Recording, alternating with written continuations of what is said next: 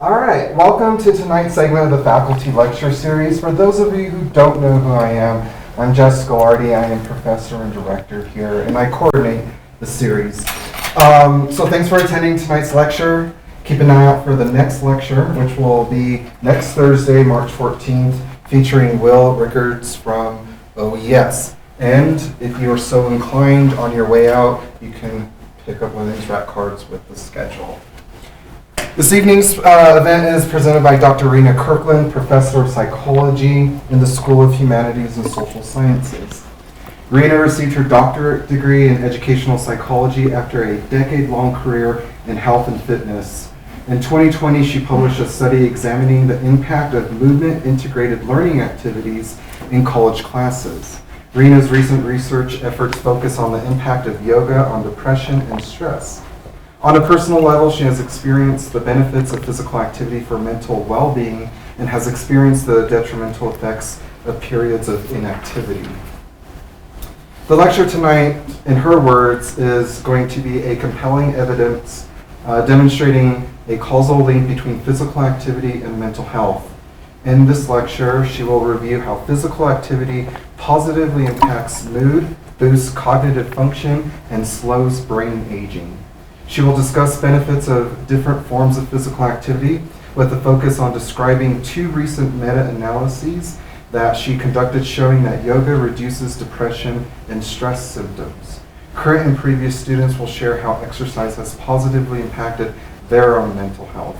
The presentation will conclude with strategies for integrating movement into our everyday lives. So help me in welcoming Dr. Kirkland.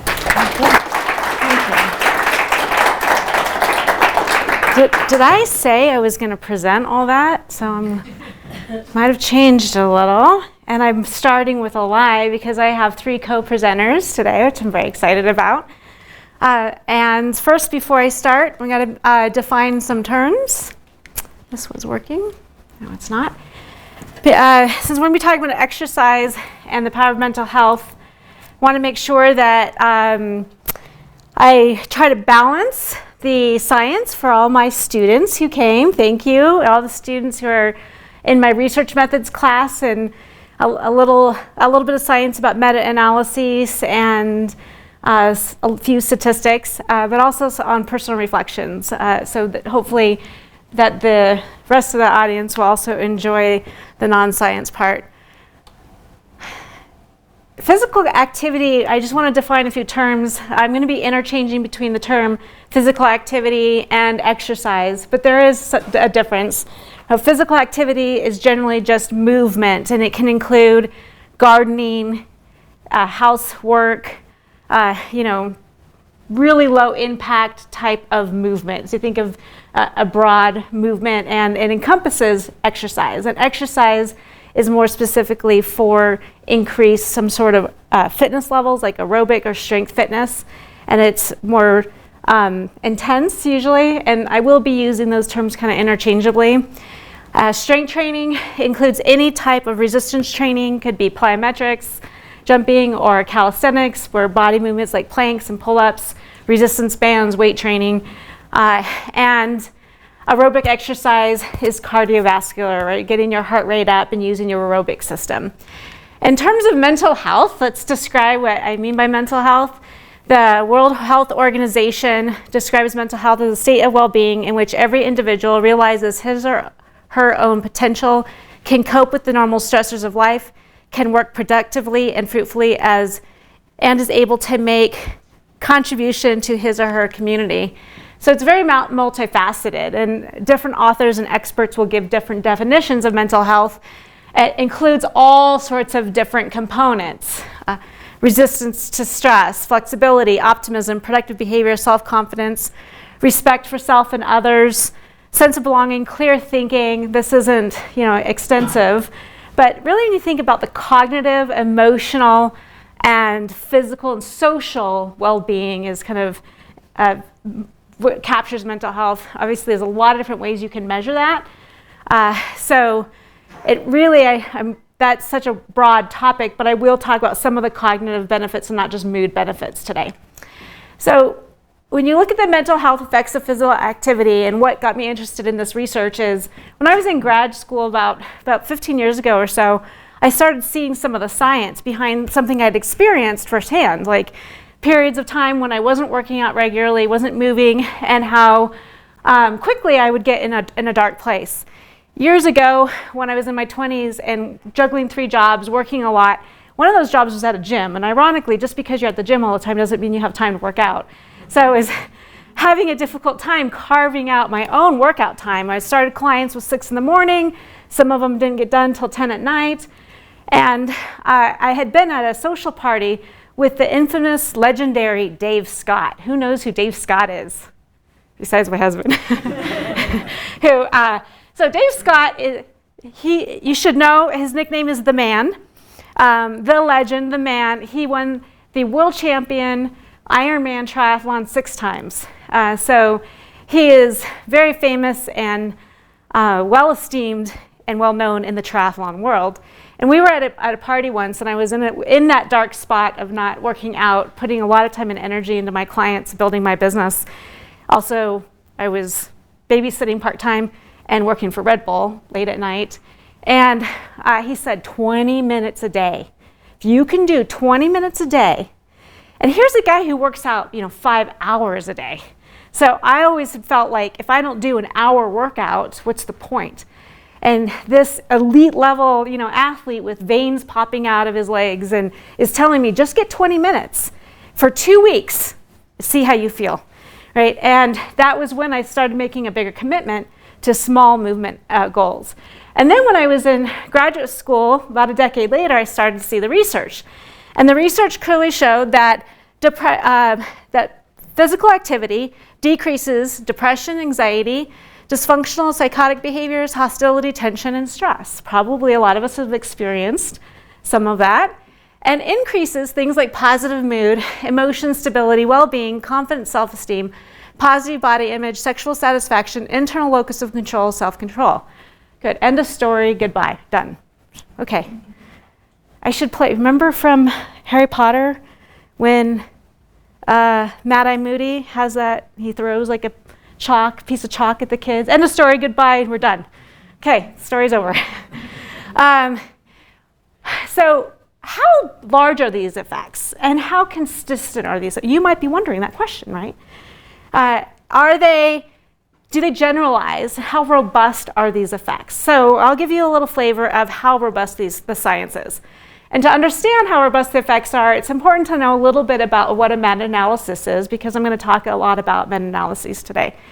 So in the hierarchy of types of research studies, cross-sectional studies are usually not as good as scientific evidence as cohort studies, really large studies. Randomized control studies, RCTs, are considered kind of the gold standard. They use an experimental design. You randomly assign individuals. They don't get to self-select. You randomly assign them into different treatments, and you do a pre-test and a post-test and see, based on where you assign which condition the participants were in, is there an improvement in whatever you're measuring, the dependent measure. In this case, it would be like mood or executive functions like working memory or processing speed, right? So you measure before, you randomly assign different conditions, you measure afterwards, and you see if one of those conditions had a greater impact on that dependent measure. So that's what a randomized control trial is. But even randomized control trials might have different results. Some find small effects, some find medium, some find large, maybe some studies find no effects. So a meta-analysis is really useful because it's a study of studies.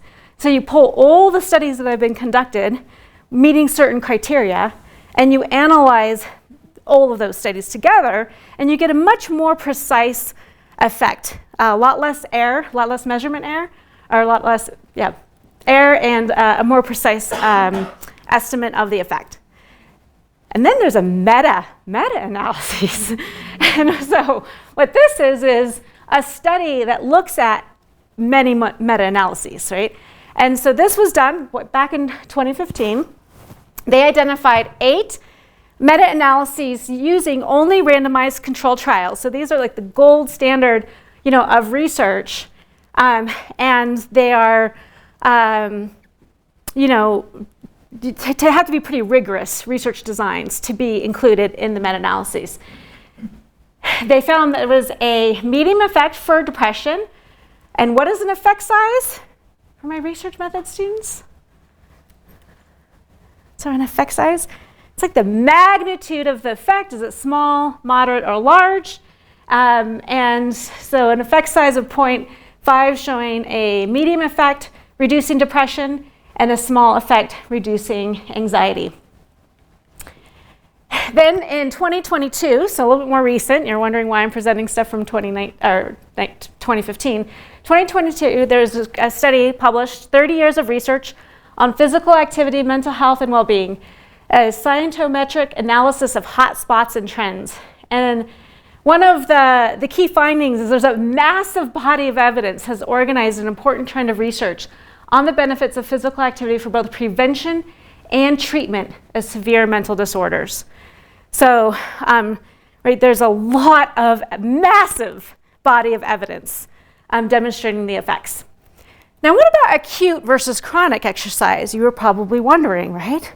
Acute exercise is defined by a single bout of physical activity at moderate to high intensities, and it's usually about 20 minutes or more. But there have been shorter durations that have been recently explored. They found that even 5 minutes durations give boosts. So it doesn't have to be 20 minutes. And then chronic exercise, we usually think of like chronic illness as a bad thing. Chronic exercise is a good thing. This is defined as several months of consistent physical activity. Several months that is about 20 to 45 minutes for a consistent period. So researchers have examined the effects of both.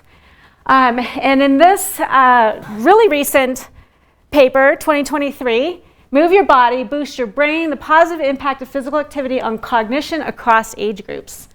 So they identified 16 studies that examined the cognitive effects of acute exercise. So a single bout of exercise. They're measured before and after that 20-minute exercise period. And then the cognitive effects of chronic. And there were so many different designs that they separated older adults, 23 studies, adults were 13, and adolescents and children 13 that were included. The overall findings were that physical activity improved attention, working memory, and executive functions. What is executive functions? It's a suite of cognitive capacities related to goal-oriented behavior. It's important for success in life. So executive functions are things like working memory, speed of processing, flexibility of thought, inhibition. My students know I'm not always very good at that one. Sometimes I say things I shouldn't say. Inhibition is like not inhibiting the preponderance response or suspending your most, if you want to eat because you're hungry, you want to eat, but you inhibit to like lose weight. Or I tell my students a great example all the time is you want to keep sleeping, that's a preponderance response, but instead you inhibit that to get up to come to class, right, for the goal of graduating. So executive functions are really important. No particular age group showed more advantage from physical activity, and acute exercise found that aerobic, moderate exercise had the best benefits, more than strength training or resistance training. This study was really great. They made these nice tables, and I just want to really quickly point out, in one journal alone, there's 20,000 citations about this topic. So it's been examined really extensively. So these are kind of the top journals and showing just the citations of how much this topic has been researched. The study, I love this. This is actually published in the academic journal. Nice, like little design, cartoon design. So the chronic exercise findings for older adults, the themes that they found in the studies was better working memory and executive function, reduced risk of falls, deterioration of daily functioning, greater, what is DMN again? Dorsal default motor network and the dorsal attention network, kind of the connectivity of your brain, the neurons and synapses of your brain. Increased in frontal and temporal lobe volumes. So your brains are larger and it decreases the risk of dementia for those exercise individuals that were chronically working out. And decreases in depressive and anxiety symptoms, better memory, performance, executive function, and changes in preconis and the hippocampus volume. This is exercise among adults. And among children and adolescents, you find similar boosts. In children and adolescents, you also even see boosts in academic performance as well, in addition to what else I described. So in addition to the mood benefits, right, decreasing symptoms of depression and anxiety, we have these cognitive benefits. So why are more people not working out? And why is it that if I would guess, let's say I've probably talked to hundreds of students over the last 15 years of teaching, hundreds of students who are suffering anxiety and depression symptoms. And a lot of them are seeing a therapist or counselor. And I ask, is your counselor talking to you about exercise? Not one person has said yes. So there's this huge gap between the science clearly shows. There are meta-analyses that examine exercise compared to antidepressants. And it's as or more effective. So as or more effective. And yet, so often, people aren't getting, in fact, from my anecdotal, asking friends, my family members who are suffering, has your therapist talked to you about movement? Not one person has said yes. So that there's this gap, and now we're going to listen from, come on, jump up on the stage here. You can make, so Charles is a student here at Adams State. He plays soccer, and he's going to share a little bit about his mental health and exercise. Sure, yeah. Yay! So yeah, the biggest, when I realized exercise had such a big impact on my life was during COVID. When the COVID pandemic hit, I've been playing sports all my life. And up until then, it was just a constant. So the months following, I realized how much it mattered to me, to my mental health. And in that time of deficit, I fell into pretty bad mental health state. And so I went to a doctor and I got prescribed an antidepressant. And for a couple months, nothing really changed. And so I started doing some research on my own to see what I can do to improve my mental health. And what was consistent throughout pretty much everything I looked at was you have to exercise. You have to exercise. So I did. I got the cheapest gym membership I could get and started working out, started lifting weights. And that's when I saw the biggest leap and increase in my mental health. And I also saw that translate into other areas of my life. Before the COVID-19 pandemic, I wasn't a good student. I was a 2.5 GPA student. And after that, I graduated without receiving another B. So, and exercise is just a huge part of my life. To this day, it's a daily habit. I love doing it, and it's actually a huge part of my identity. I'm a competitive powerlifter, and I couldn't imagine my life without exercise. So thank you. Thank you.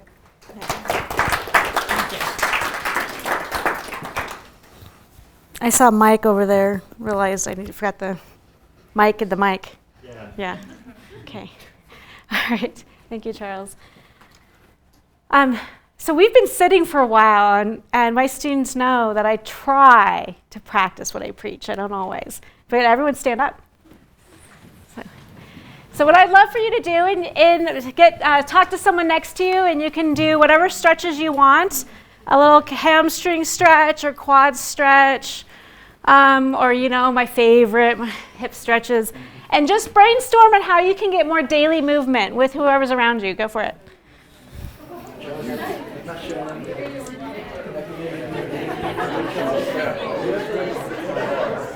I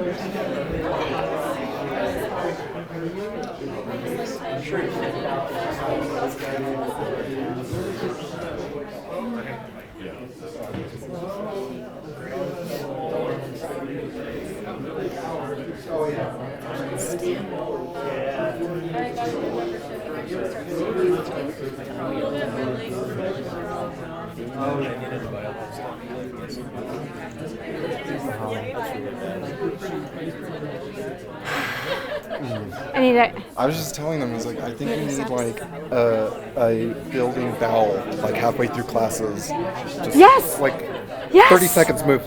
yes. We should do Let's that. do it. They do We can it. make that happen. They do it in the K through 12 systems. They know that every 20 minutes they need kids moving, but then it's just as important for learning, and then we don't. Yeah.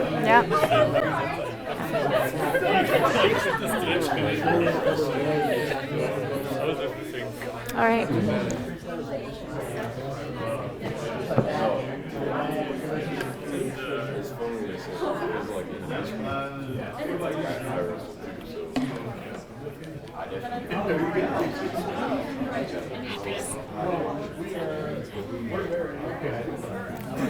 How's life?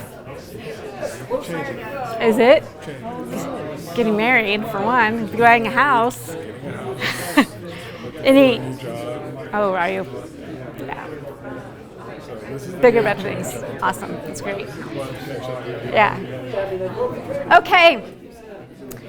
You might be wondering next, what types of exercise, right? Maybe is your next burning question. Well, yoga is one thing, one type of exercise that I, for years I enjoy yoga, but I wouldn't have considered exercise because it's not particularly demanding. However, there is a lot of studies that have showed there's an impact. So last year, well, over several years of work, but last year we published a paper, Benefits of Yoga and Depression. It was a meta-analysis that was published with 5 co-authors last year. And we not only did, of course, thought that there would be an impact to reduce depression symptoms after a yoga intervention, we also examined moderator variables. Moderator variables are certain conditions of when or whom the effect is highest. So some of our moderators that we examined and that we hypothesized is that yoga would be more effective when strenuous forms of yoga were performed compared to less strenuous forms of yoga, when instructors had more expertise, when yoga was practiced for a longer period of time, which is examined through meta-regression techniques and studies that use the random assignment. We found a moderate overall effect showing that yoga reduced depression symptoms. The amount of time did impact, so the more time in minutes and months that people practiced yoga had lower depression symptoms. So over time, they had more benefits. Relaxation, focused yoga was more impactful than yoga without a relaxation focus. And also, individuals who had a clinical diagnosis showed the greatest impact compared to the non-clinical diagnosis. So basically, people who were diagnosed by a clinician or a psychologist rather than just like using an inventory.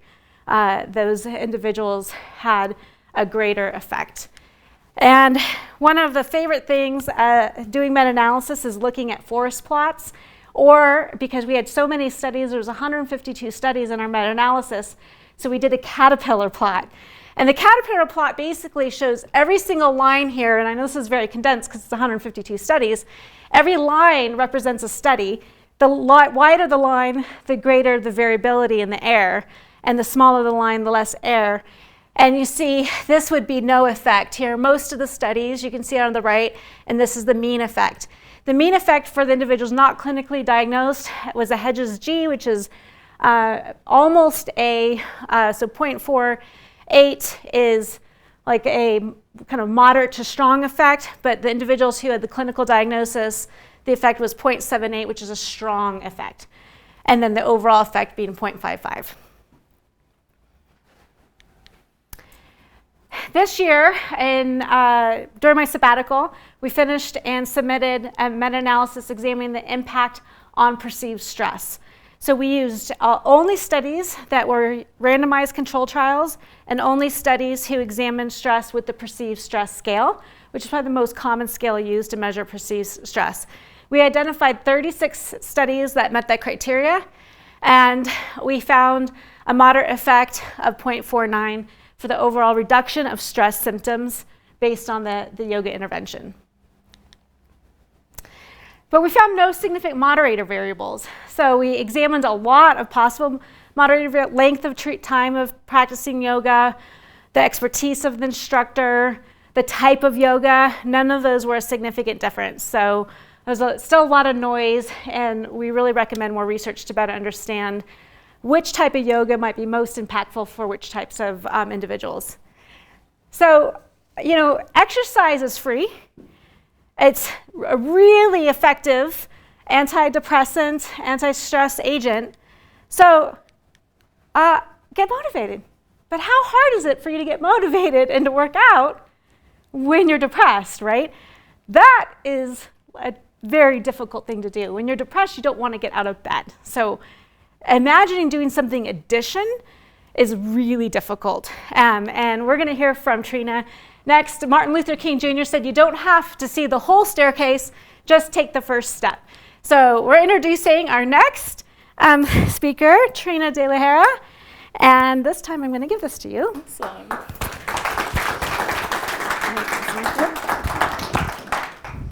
Do you mind holding it? Yeah, no, absolutely. Thank you. So my name is Trina, and I'm going to go back to 2016 when I first attended ASU. Up until that point, I had lived a life full of trauma, unfortunately. So I was finally at a safe place where I was able to kind of grasp what I had been through. My mind wanted to tackle everything, and unfortunately, that was very overwhelming at the time. So it got to a point where I was in bed a lot. I was exhausted. I didn't want to get up. I didn't want to do anything, really. And sorry, I'm nervous. It's been a while since I've spoken. I was really, really nervous. I was really, really exhausted. And any type of movement for me was overwhelming. So I had a lot of supportive people in my life who were trying to inspire me to kind of start small. And that was the thing that really stuck out to me. Don't be overwhelmed. Start with small movement. So I'm laying in bed, and sometimes all I could bear was sticking out my foot, wiggling my toes, maybe sticking out my arm. Calm down a bit. You got this. Try to get up out of bed. That is your first goal for the day. Don't get overwhelmed. And from there, it really continued and grew for me, being physically active. I got a gym membership. Now, I was hoping I'd become a gym rat when that happened, but that didn't happen. I sometimes go once a week, 3 times a week. Maybe on my really good weeks, I've gone 6 times a week, which is a huge victory for me. But I didn't always want to go. So what I did instead was found activities that I really enjoyed, hence the chicken, because I like chasing chickens for some reason, and petting cows. They're fun. I like to go disc golfing. I like to go on hikes. I'm really excited for this season, especially because I've noticed the more I'm in home and the more I'm not moving, the more my mental health kind of falls through. So really what I wanted to tell everyone here, since I got the opportunity to speak, is start small. Create any type of movement you can. Be kind to yourself. Watch out for those high expectations, because for me, they were really debilitating at the time, and it caused me to be very stagnant. But if you fall backwards, it's not a perfect path. So start small. You'll move forward a bit, okay?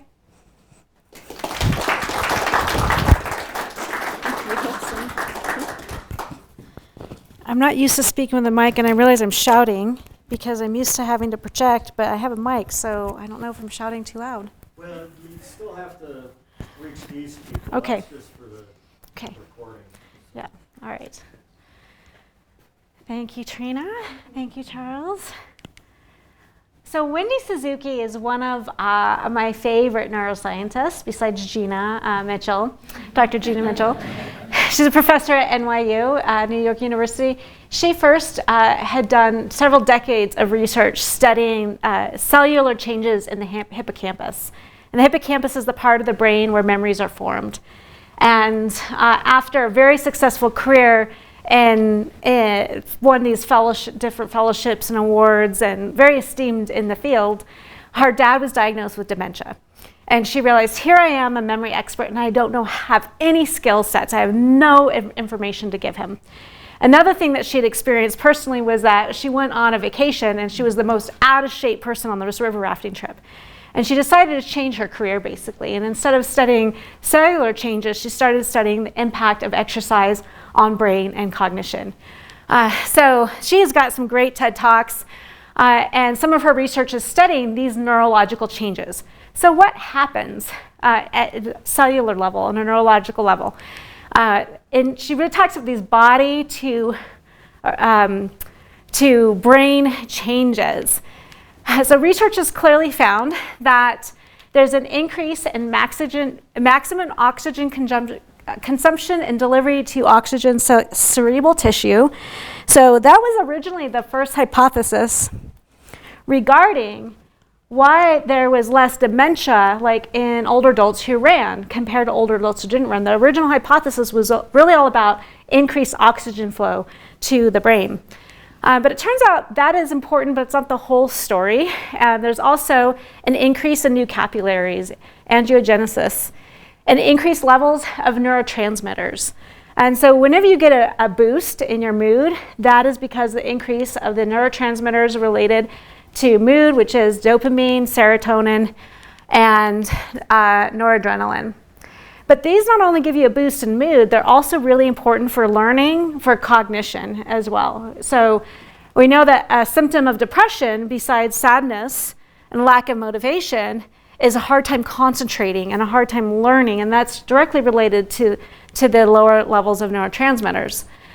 There's also structural changes in the brain from exercise, increasing gray matter, and particularly in the frontal cortex, which is really important for planning and those executive functions, and in the hippocampi, which are the cells of that help us with forming new memories.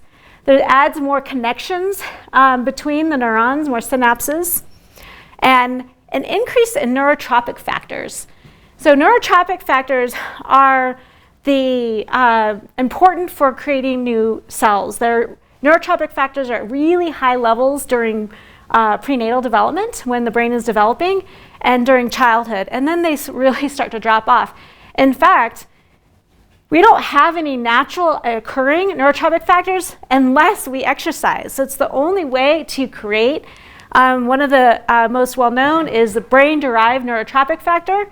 The only way you can get levels of that flowing through your bloodstream is through exercise. And researchers found that that is at higher levels for up to 72 hours after an exercise session. So if you exercise for 20 minutes, there's more of those neurotropic factors are circulating for up to 72 hours after your exercise session. There's even evidence that it protects you on your cellular level. Who knows what a telomere is? Who remembers from biology? Yeah. So telomeres are the tips of your chromosomes that protect basically your cells when your cells replicate. And they are a marker of age. So older adults have shorter telomeres than middle-aged adults, and middle-aged adults have shorter telomeres than all our 20-year-old students. So researchers have also found that individuals who experience chronic stress, area that has been examined is mothers who have children with developmental disabilities. Very high stress, a lot of caregiving needs, and those mothers have much shorter telomeres compared to age-matched controls of the mothers in their 30s who don't have a child with special needs. So there seems to be an impact on a cellular level related to stress, but exercise has actually been shown to be related to longer telomeres and higher levels of telomerase, and telomerase is the chemical that's needed in order to protect our telomeres. So our next speaker is Travis, what's your last name? I got two of them, McKinsey or Bill. Okay. Okay, so those are some of the neurological changes, and now we're going to hear from Travis. Yes. put your name on there. That's okay. Sorry, do we hold this? And You can clip that on. Hi everyone, my name is Travis McKenzie, or you might know me as Travis Villalpando. I'm going to take a little bit of a turn, and she's talking about the neurological side of things, but we'll see. Is this it right here? Okay.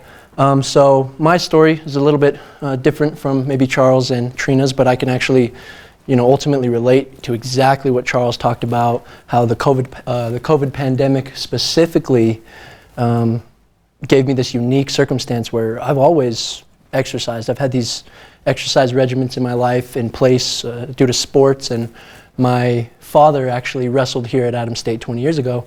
And so I can't exactly relate with Trina on that part of, I've always had exercise a part of my life, and so I can't really speak on how not having it can really affect you, but I have a little bit different of a situation. And so in 2023, I was actually diagnosed with scoliosis, and this was not a complete shock to me, as my back pain was becoming increasingly problematic during high school and into college. I wrestle here at Adams State, and so having back pain during wrestling can be quite a struggle. Initially, this actually felt really unfair, and I still sometimes struggle to reconcile the reality of the curve in my back with my healthiest, strongest, most ideal self. But what I've come to understand, that it's actually not practical to assume that my scoliosis is going anywhere. It's actually one of those conditions that you more or less have to manage. There's not really a cure for it. And so on the topic of how physical exercise benefits mental health, I think it's Dr. Kirkland has outlined all of those increases, all those benefits in which you gain from it. But one way I actually like to look at it is that I don't really see my scoliosis as a curse. It is actually more of an incentive for me to stay active, to get all of those benefits of mental health physically and mentally. And the mental and physical strengthening provided by a routine exercise regimen is a buffer against my suffering. And what I mean by that is that, scoliosis obviously gives me this discomfort. Even just sitting here, I can become very discomforted. But the way in which you manage a condition like this is through actually more exercise. So I'm faced with this situation where, engaging in running and things can actually, hurt my back more. But ultimately, if I do nothing, it'll actually make my condition much worse. And so I like to think of this as analogous for the way in which we kind of manage the human condition. I mean, as much as what I think Trina outlined is that it can be very uncomfortable to exercise. It can be very uncomfortable to put yourself in these situations, and there's all these expectations, and it's uncomfortable. But ultimately, engaging in some voluntary suffering, so to speak, with 20 minutes of exercise a day is going to actually help you really buffer against lifelong suffering. And so really, I just wanted to highlight how life can bring much suffering, and I encourage you all to please consider harnessing the power of physical activity for mental health.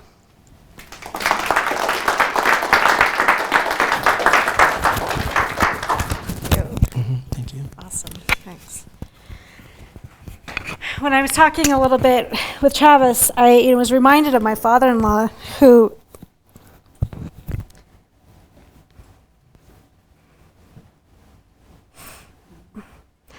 he had MS. And with MS, there was a period of time where he could only set the treadmill to 0.5 miles per hour. Most treadmills won't even go that slow. You had to buy a special treadmill to go that slow. So you can walk and read an article at 3.5 at a very casual pace. It's very, very slow pace, right?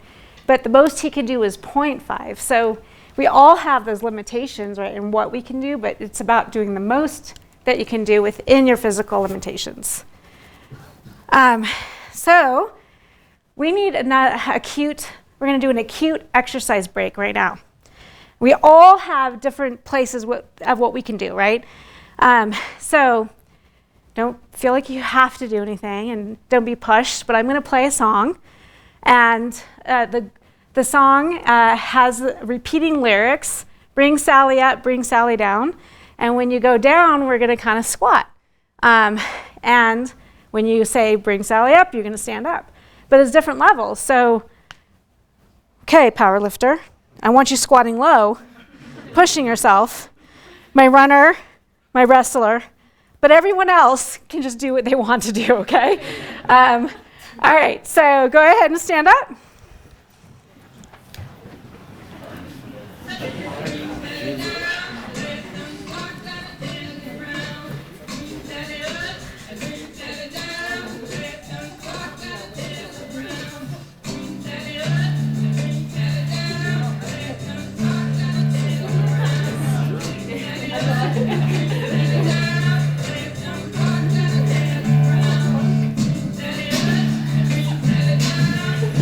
Some of you are now, as the song goes on, you probably won't be able to squat as low.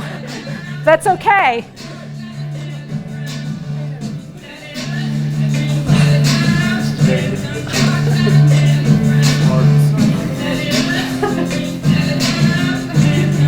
Now stay down. Down. Stay down. Stay down. And up. And up. Now you can mix it up a little bit. Those of you who are like, this is easy, can do one-legged squats.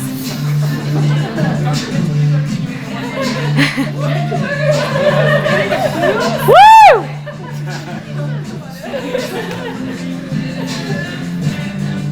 Stay down. Stay down. Stay down. All right, good job, you guys. Nice job. I told my husband when I do that. He didn't think it was a good idea, but I did it anyway. And he knows that I don't always listen to him. I've had a terrible semester with my fitness goals, right? As much as I told you how I know the literature, I was a trainer in my 20s. I know that I get angry and unhappy when I don't work out and I move. And yet I've had a really tough time finding the time, right? Making it a priority.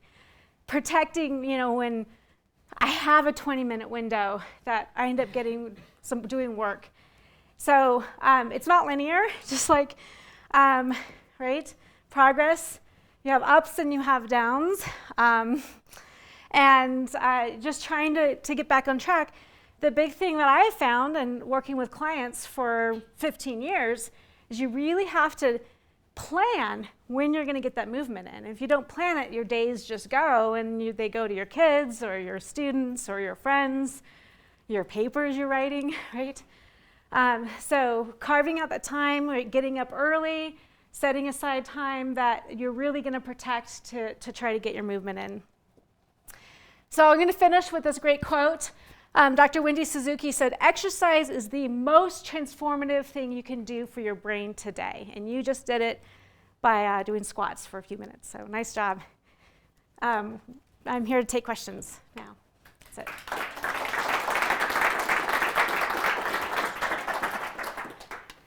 Questions or comments?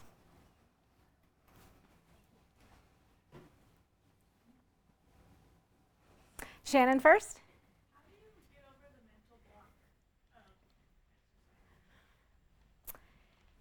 So starting back up is so hard, right? It's like the last thing you want to do. And even someone who knows the benefits and is like comfortable in the gym, if I haven't been to the gym in a while, the thought of going is, and I know how hard it's going to be.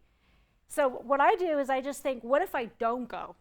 The alternative is like, okay, the push-ups are going to be really hard, but if I don't do them for another 6 months, I probably won't be able to do push-ups anymore.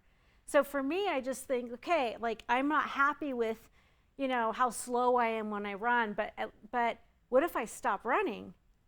Then, I'm going to get just slower. So for me, I just try to remember that today is what I'm at, and all I can do is move, is look forward. So I really think about what happens if I don't do this, and that helps motivate me. And what's your name? Jason. Hi, Jason. You had a question? Yes. It was in the beginning of your presentation. You're first talking about, I believe it was just exercise and the correlation to mental health. You were talking about one, it was a EF. Executive functions? Yes. Mm-hmm. You said it was very low, and I don't know what it was at. It said like 3.8 or something like that. And I was kind of curious what the scale is. I'm not real familiar with EF. Well, executive functions are, I don't remember what number I was showing, but it's a suite of, so there's multiple types, subsets. So one would be like working memory, how much information you can keep online at one time. And that could be tested through, I say numbers and how many numbers can you say back to me?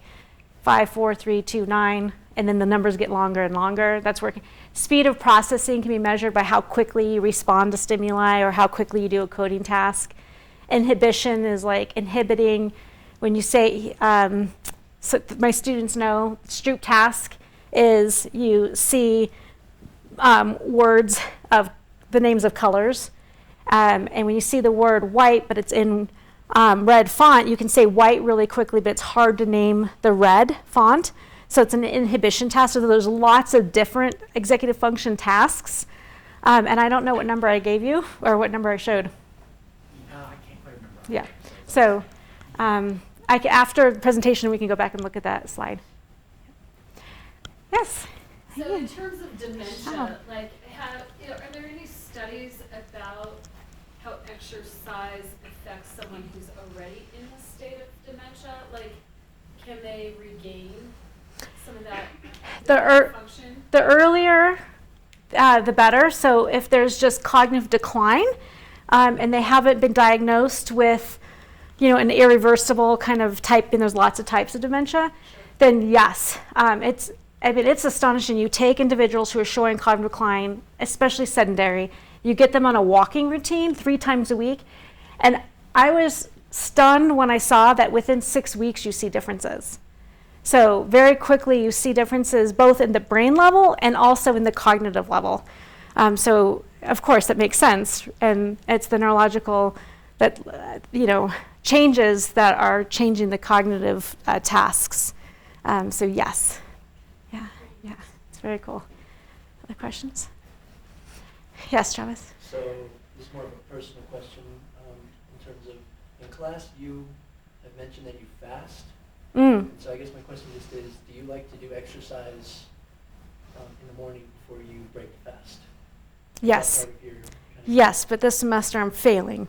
But yes. what you ideally be doing that is Yeah, so fasting. I did do I loved saying I was a streaker. That was really fun for a year. I was a streaker, not running naked through the quad, but streaking was doing something every day for a year. And so I ran every single day for a year. And most of those days I got up and ran in the morning. But it's pretty easy because it's 5 in the morning, so you're not that hungry. But and my husband does intermittent fasting, and he'll do a lot of several hour runs after not eating for 12 hours, 14, 15 hours. It's related to slower brain aging. There's a lot of research showing that fasting helps you grow new connections and protects the brain.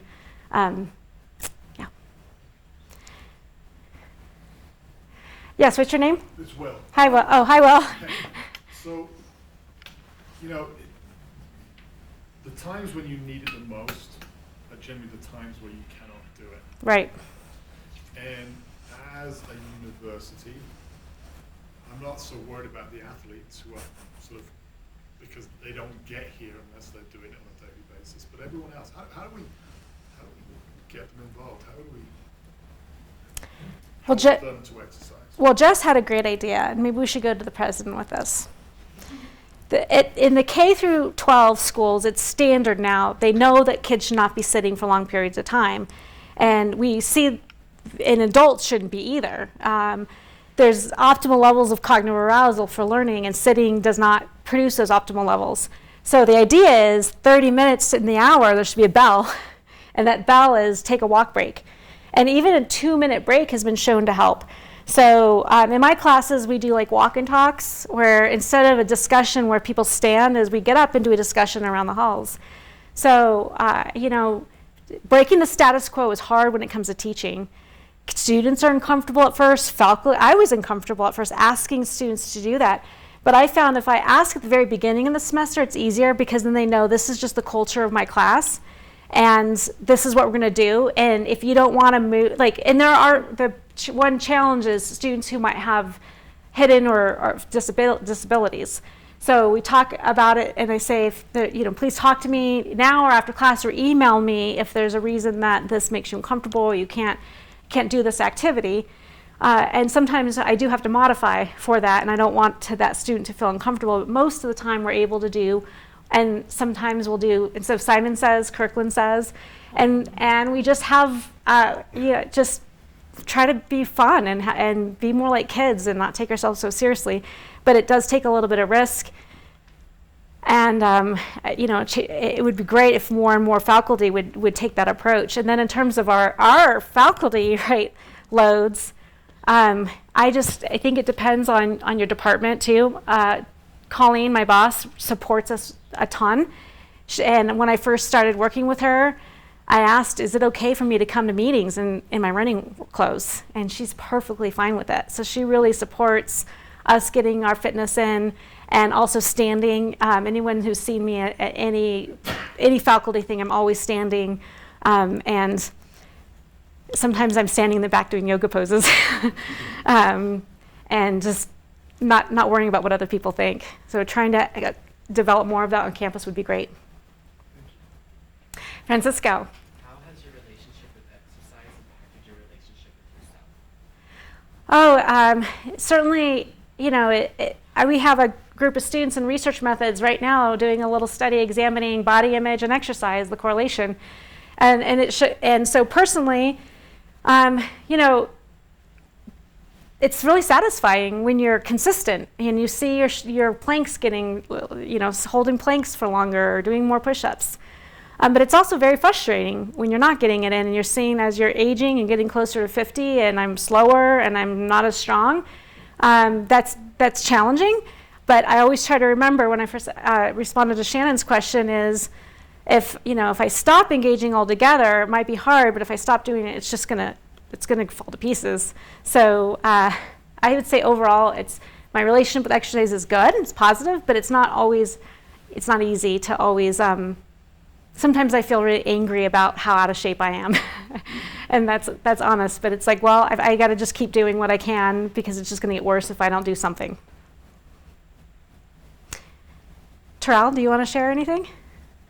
No? Well, I was going to ask though, when I first started working out, I didn't have a plan, and so that became discouraging for me to keep going. I will say for me personally though, once I did establish a plan to go and exercise, this day do these sets of exercises, this day go do that, it made it easier for me, but I was wondering if there is any research as far as the impact of having a routine versus just going out and exercising. Yeah, that's why there's a personal training industry, luckily, is because it does help a lot for someone to help structure. I mean, whether you do it yourself or you hire somebody to help structure your workouts, and these are the days you're doing your easy workout, here are the days you're doing core, and just make that a commitment, kind of like you commit to your significant other, you commit to your work. That there's research to show that adherence to exercise is better with a structured plan. Mm-hmm.